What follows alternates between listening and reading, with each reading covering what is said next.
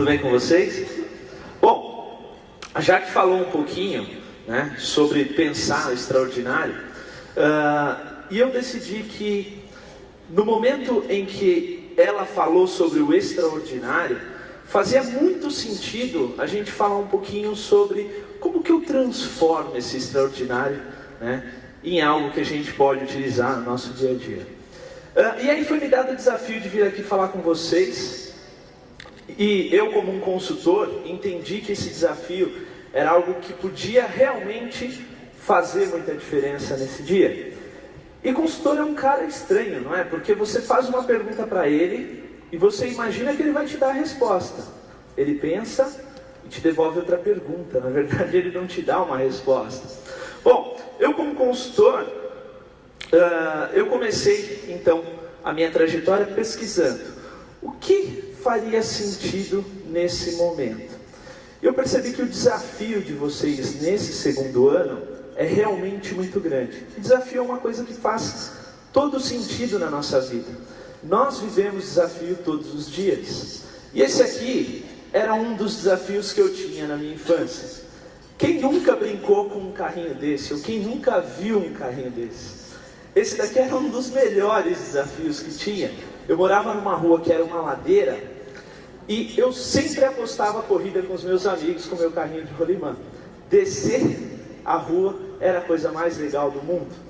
Bom mesmo era quando vinham os meninos de outra rua para disputar a corrida com a gente.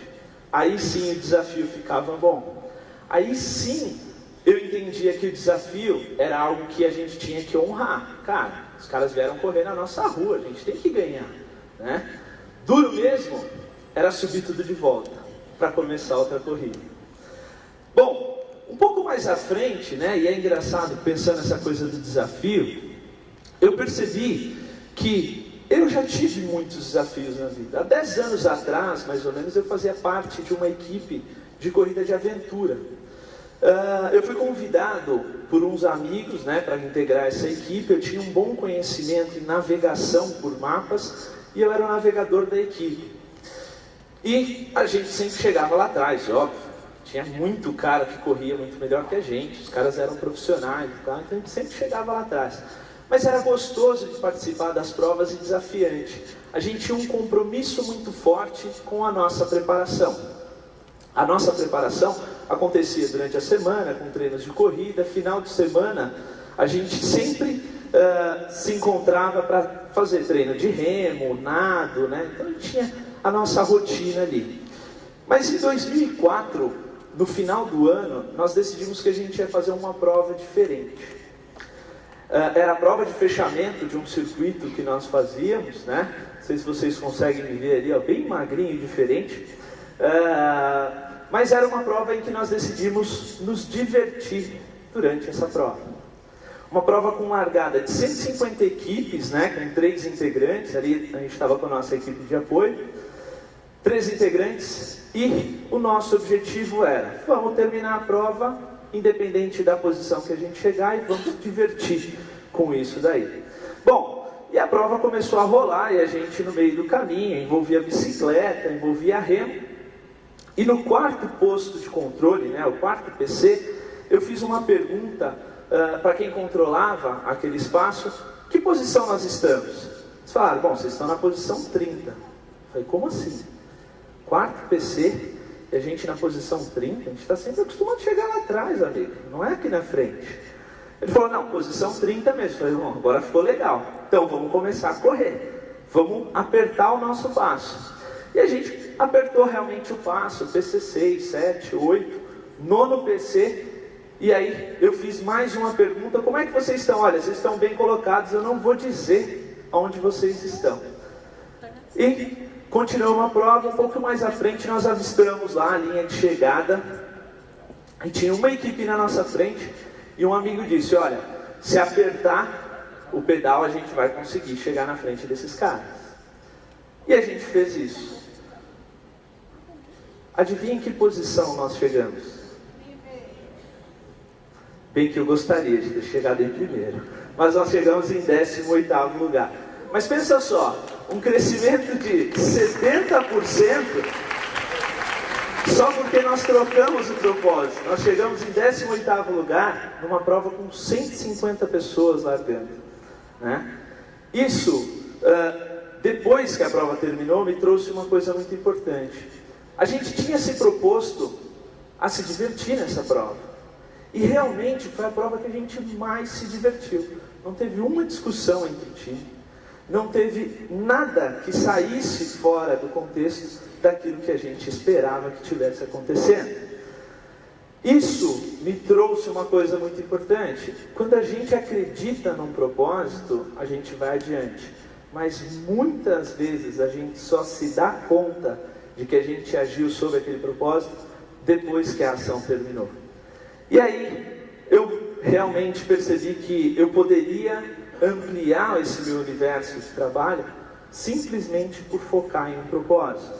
Em 2004, eu era professor e muitas vezes eu era questionado, né, naquele momento, sobre como que os grandes empreendedores agiam. Aqui, né, cumprindo o nosso propósito lá de se divertir realmente, né? Bom, então eu era muito questionado sobre esses elementos. O que os grandes empreendedores fazem para obter os resultados que eles obtêm? E eu comecei a pesquisar um pouco e cheguei na figura desse senhor aqui. Vocês sabem me dizer quem é esse senhor? Esse cara aqui é o Samuel Klein, fundador das Casas Bahia.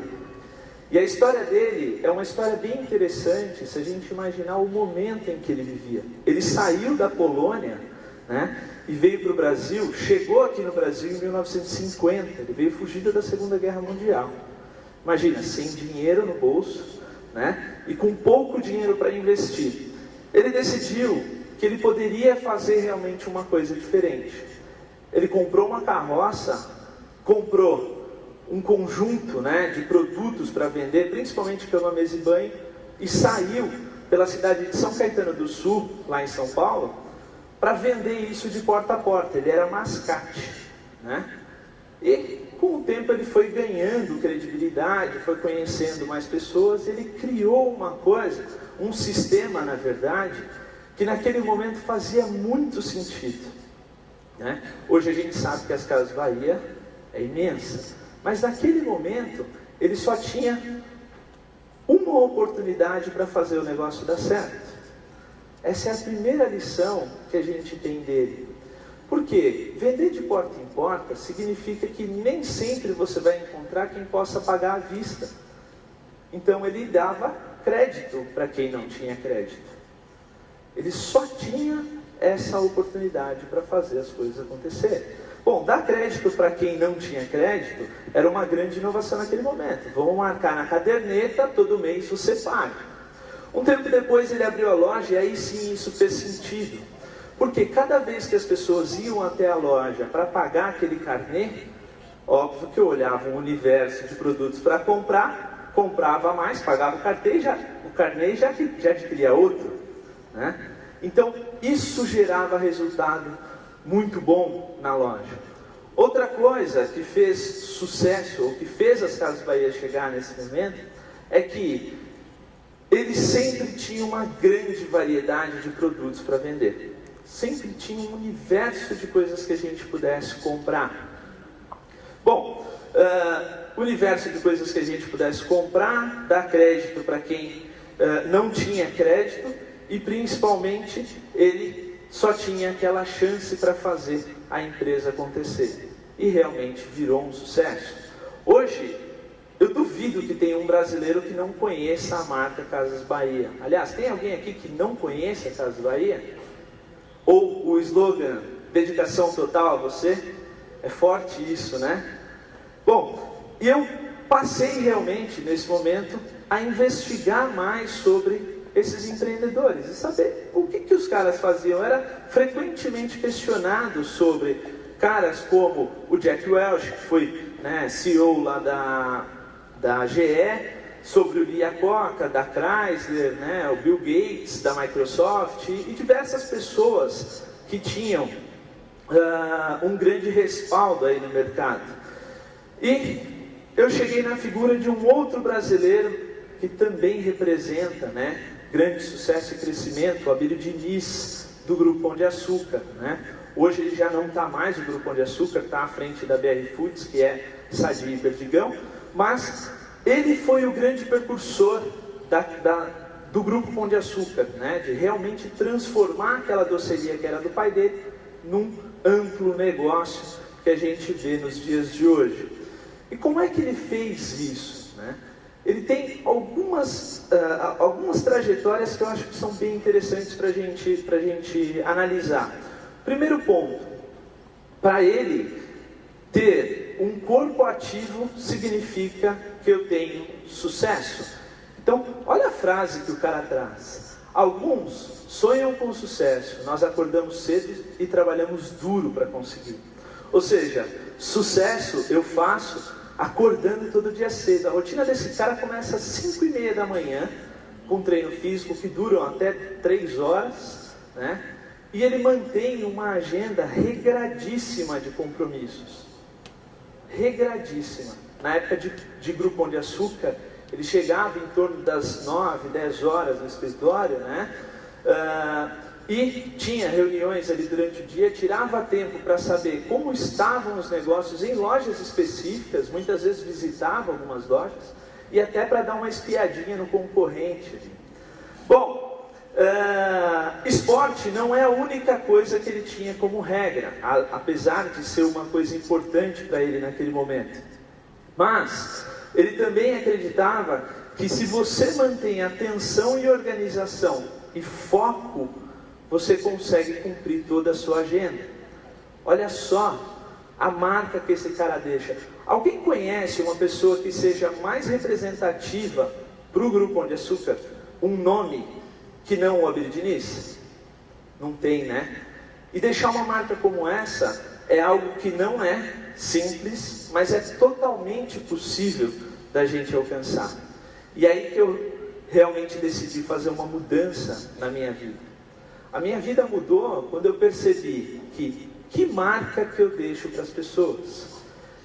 Eu troquei a minha carreira de professor para consultor, e naquele momento eu queria entender como que eu faria para tornar aquilo que eu falo, aquilo que eu faço, importante e relevante para a vida das pessoas e das empresas. E eu descobri que esse conceito aqui é que realmente faria sentido. Simplicidade. Foi estudando, né, um crítico literário chamado Antônio Cândido que eu realmente entendi que o universo da simplicidade muda a vida das pessoas. Como assim?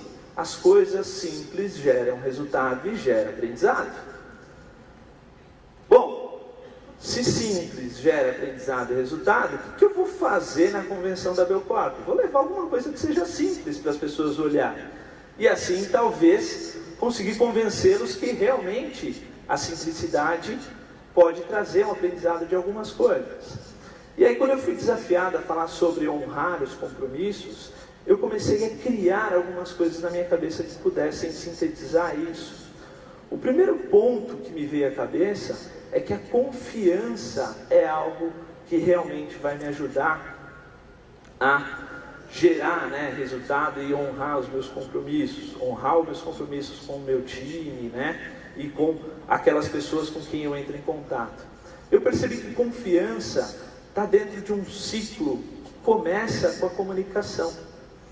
Quanto mais eu me comunico com o meu time ou com os meus clientes, mais confiança ele tem em mim. E quanto mais confiança é gerada nessa relação, mais comunicação eu tenho, que gera mais confiança. É algo que se retroalimenta, né?